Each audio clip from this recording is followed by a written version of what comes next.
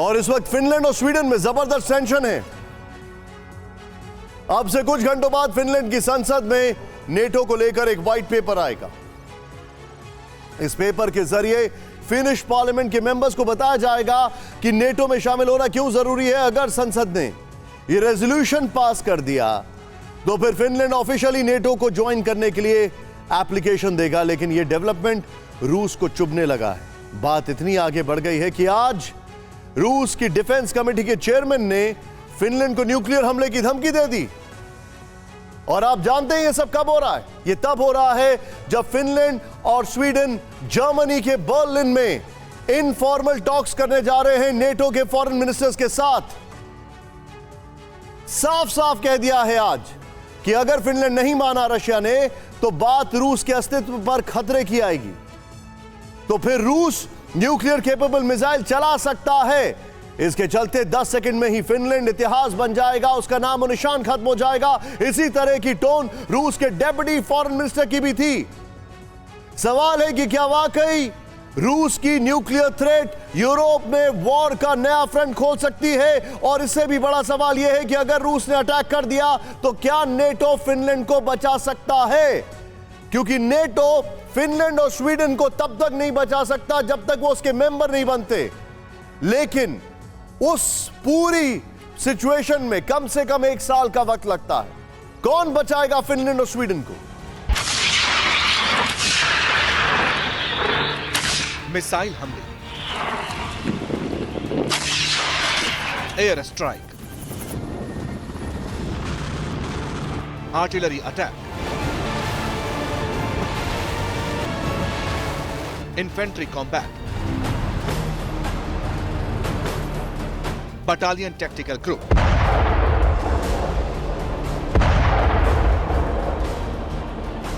Drone power, targeted assault, sniper shots.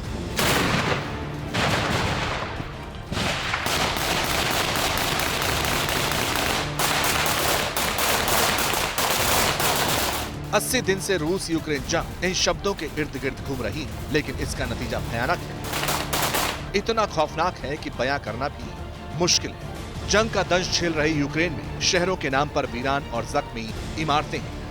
लाशें इतनी ज्यादा हैं कि ताबूत कम पड़ने लगे हैं। जो इमारतें कभी यूक्रेन की शान हुआ करती थी, उन्हें पूछने वाला तक कोई नहीं।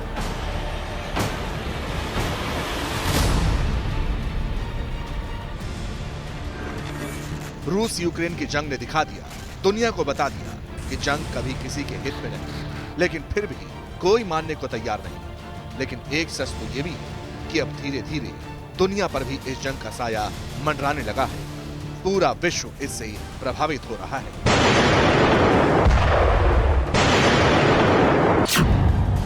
सवाल है, रूस यूक्रेन की जंग कब तक चलेगी? क्या यूक्रेन के बाद पुतिन नई जंग की तैयारी में?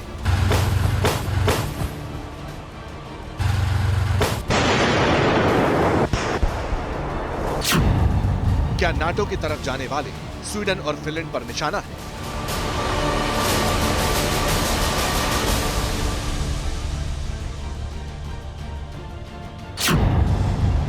क्या पुतिन एक साथ 3 वॉर फ्रंट खोल सकते हैं?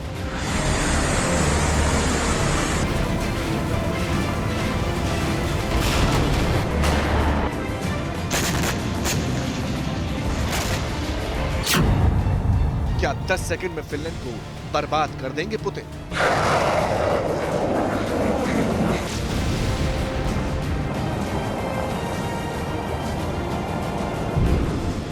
इन सवालों के जवाब आपको देंगे। 10 सेकंड वाली धमकी को डिकोड करेंगे।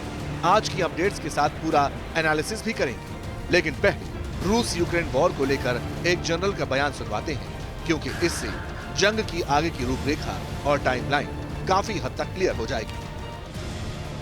रूस यूक्रेन वॉर को लेकर यूक्रेन के मिलिट्री इंटेलिजेंस चीफ का बयान सामने आया है। मेजर जनरल कार्लो बुदानोव ने साफ कर दिया कि जंग का टर्निंग पॉइंट अगस्त में आएगा।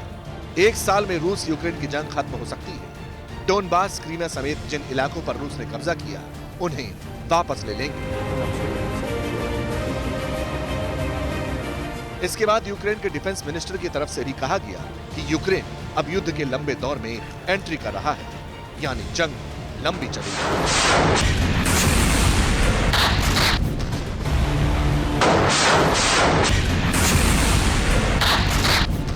वैसे जिस वक्त रूस डोनबास पर पूरी ताकत झोंक रहा है, मारियोपोल खार्किव में जंग का फाइनल राउंड जारी है। खेरसोन में रूसी कब्जा हो चुका है। खार्किव में यूक्रेन का दावा है कि उसने रूसी सेना को दोबारा पीछे खदेड़ दिया।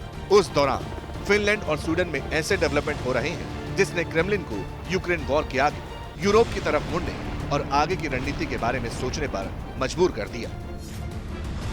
अब ये कोई हिडन फैक्ट नहीं है कि स्वीडन और फिनलैंड दोनों नाटो में शामिल होने की तैयारी कर रहे हैं। फिनलैंड के लीडर्स ने 12 मई को कह दिया था कि उनके देश को बिना देरी किए नाटो में शामिल हो जाना चाहिए। इसी तरह स्वीडन की लीडरशिप भी नाटो में शामिल होने को लेकर फिनलैंड के फुटप्रिंट्स को फॉलो कर रही है।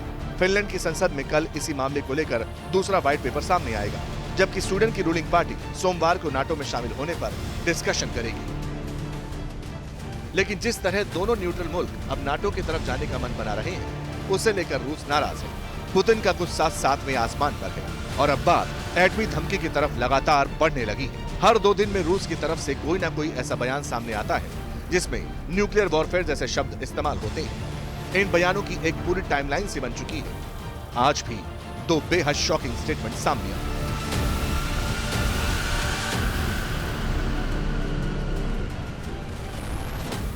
रूस की तरफ से फिनलैंड पर डायरेक्ट एटमी हमले की बात कही गई। रूसी संसद की डिफेंस कमेटी के डिप्टी चीफ ने सनसनीखेज बयान दिया। एलेक्सी जुरावलोव ने कहा कि फिनलैंड तो 10 सेकंड में बर्बाद हो जाएगा। 10 सेकंड में हेलसिंकी तक किंजल मिसाइलें पहुंच जाएंगी। इसी तरह का बयान रूस के डिप्टी विदेश मंत्री अलेक्जेंडर ग्रुश्को की तरफ से आया। फिनलैंड स्वीडन के नाटो की तरफ जाने को लेकर ग्रुश्को ने कहा कि बॉर्डर के पास नाटो की न्यूक्लियर फोर्सेस का जवाब देंगे। Убивать женщин и детей – это для них была необходимость. वैसे रूस के डिप्टी विदेश मंत्री का बयान थोड़ा संयमित था, लेकिन रूसी संसद की डिफेंस कमेटी के डिप्टी चीफ ने नाटो, अमेरिका समेत पूरे यूरोप को खुली धमकी दे डाली। एलेक्सी जुरावलोव ने रूसी मीडिया से बात करते हुए और क्या कुछ कहा, ये सुनने लायक है। हमारे पास आपके लिए सरमत मिसाइल है। अगर अमेरिका ने रूस के खात्मे की बात भी सोची तो फिर तुम्हारे लिए एटमी राख ही राख नजर आएगी। जहां तक फिनलैंड की बात है तो उसे शुक्र मनाना चाहिए कि वो अभी तक एक देश है। हमें फिनलैंड के बॉर्डर पर एटमी हथियार लगाने की जरूरत नहीं। साइबेरिया से हम सरमत मिसाइल छोड़ सकते हैं। कैलिनिनग्राद को सरमत से ब्रिटेन पहुंचने में 3 मिनट लगेंगे और किंजल मिसाइल को फिनलैंड पहुंचने में 20 या फिर 10 सेकंड मुश्किल से लगेंगे। बात सिर्फ यहीं खत्म नहीं हुई। डेली मेल ऑनलाइन ने रूसी संसद के डिफेंस कमेटी के डिप्टी चीफ का पूरा स्टेटमेंट छापा है। वर्ड बाय वर्ड डिटेल्स लिखी। इसमें न्यूक्लियर वॉर से लेकर तीसरे विश्व युद्ध की भी धमकी दी गई थी। पुतिन के करीबी नेता ने कहा, अगर रूस के अस्तित्व पर खतरा हुआ तो हम न्यूक्लियर बम का इस्तेमाल पहले कर सकते हैं। फिनलैंड और स्वीडन उस संगठन में शामिल हो रहे हैं जो हमें बर्बाद करना चाहता है, इसलिए हम जवाब में उसे ही खत्म कर देंगे। वैसे ये कहना नामुमकिन है कि फिनलैंड नाटो में शामिल होने के बाद नहीं बदलेगा, क्योंकि अमेरिका उसे हमारे खिलाफ भड़काएगा। हम काफी वक्त से बर्दाश्त करते आए हैं, लेकिन अब नहीं करेंगे। अमेरिका तीसरे विश्व युद्ध को भड़काने के लिए हर मुमकिन कोशिश कर रहा है। वो रूस को पूरे यूरोप से लड़वाने की साजिश कर रहा है ताकि ज्यादा से ज्यादा देश युद्ध की आग में झुलस जाएं। ऐसा नहीं है कि पहली बार रशिया की तरफ से इस तरह के स्टेटमेंट आए हैं, लेकिन इतने एग्रेसिव बयान देना रशिया और पुतिन दोनों की मानसिकता को जाहिर करता है, क्योंकि फिनलैंड और स्वीडन के नाटो ज्वाइन करने का मतलब है कि वेस्टर्न फ्रंट वॉर पर नाटो और रशिया अलायंस का सीधा टकराव। इसलिए रशिया फिनलैंड को अभी से वार्निंग सिग्नल देना शुरू कर दिया है और तो और बाकायदा एक्शन भी दिखने लगा है। इंटरफैक्स न्यूज एजेंसी के हवाले से बहुत बड़ी खबर आई। स्वीडन फिनलैंड वाले एपिसोड को लेकर रूस की बाल्टिक सी फ्लीट एक बार फिर एक्टिव हो गई। कैलिनिनग्राद में रूसी लड़ाकू विमानों ने अचानक वॉर एक्सरसाइजेस शुरू कर दी। वॉर ड्रिल में रूसी फाइटर प्लेन्स ने अपने डमी टारगेट को डिस्ट्रॉय कर दिया। बताया गया कि सुखोई 27 वाली वॉर ड्रिल में 10 मेंबर्स शामिल हुए। कुछ दिन पहले ही इसी इलाके में न्यूक्लियर हमले की रिहर्सल की गई थी। इसमें स्कंदर मिसाइल सिस्टम के जरिए न्यूक्लियर वॉर ड्रिल को अंजाम दिया गया। वैसे जिस कैलिनिनग्राद की बात हो रही है वो रूसी हिस्सा स्वीडन, फिनलैंड समेत दूसरे यूरोपीय मुल्कों को लेकर रूस के न्यूक्लियर डिटरेंस का काम करता है, क्योंकि कैलिनिनग्राद पोलैंड और लिथुआनिया के बीच बसा हुआ है और यहाँ पर रूस की हाईटेक मिसाइलें हाइपरसोनिक से लेकर सुपरसोनिक मिसाइलों के साथ एटमी हथियार भी मौजूद हैं। पूरा न्यूक्लियर गोदाम बना हुआ है।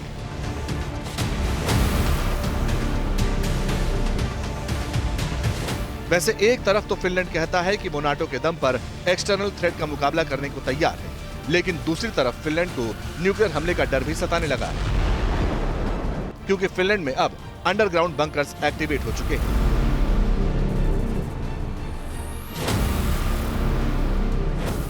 फिनलैंड की राजधानी हेलसिंकी में कम से कम 500 बंकर्स मौजूद हैं। इसमें कम से कम 9 लाख लोग शेल्टर ले सकते हैं। न्यूक्लियर अटैक की सूरत में ये रेडिएशन से बचाने का काम करेंगे। शहर के नीचे दूसरा शहर बना है, जिसमें इतनी जगह है कि वहां 50,000 डबल डेकर बसें स्टोर की जा सकती हैं। हालांकि न्यूक्लियर धमकियों से भी इतर फिनलैंड को रूस नाटो के पास जाने की सजा दूसरे तरीकों से भी देने लगा है। आज भी रूस ने फिनलैंड की सप्लाई लाइन काटने का फैसला कर दिया। पहला बार फिनलैंड के एनर्जी सेक्टर पर किया। रूसी कंपनी इंटर आरएओ ने फिनलैंड की बिजली सप्लाई रोक दी। पेमेंट के इशू को लेकर सप्लाई को रोकने का फैसला किया गया। कहा गया कि 6 मई से एनर्जी को लेकर फिनलैंड ने पेमेंट नहीं की। फिनलैंड की कंपनी ने सिचुएशन को असाधारण बताया। ये भी कहा कि ऐसे हालात 20 साल में नहीं बने।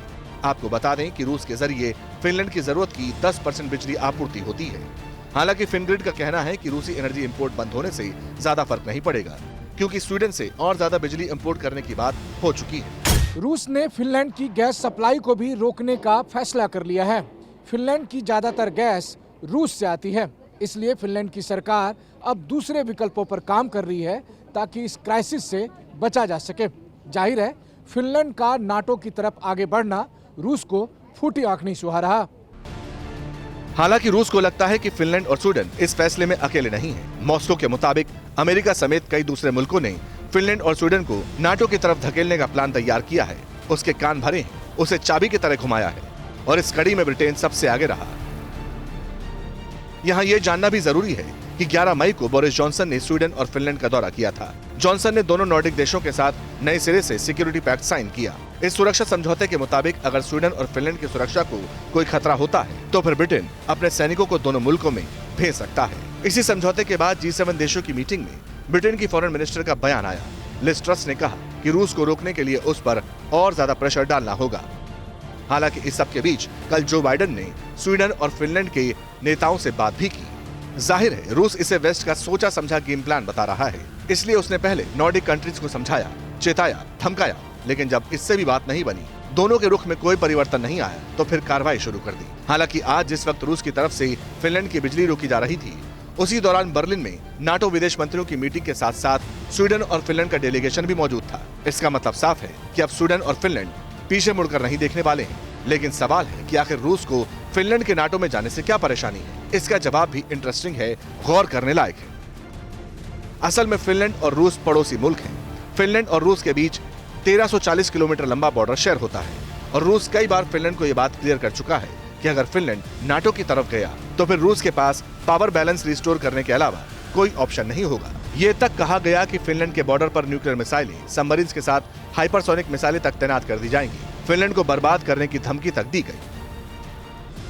लेकिन इस सब के बावजूद फिनलैंड नाटो की उंगली पकड़ने को तैयार है। हालांकि फिनलैंड का तर्क यह है कि रूस ने जिस तरह यूक्रेन की संप्रभुता पर हमला किया, उसके बाद माहौल बदला है। फिनलैंड के लोग सिक्योरिटी को लेकर चिंतित हैं और एक बार फिर दूसरे वर्ल्ड वॉर की यादें ताजा होने लगी।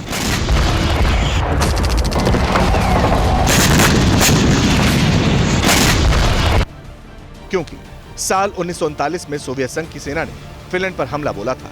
3 महीने तक फिनलैंड और यूएसएसआर के बीच युद्ध चला था। फिनलैंड की सेना को इस जंग में काफी नुकसान हुआ। फिनलैंड ने यूएसएसआर को रोक दिया, मगर 10% इलाका खो दिया।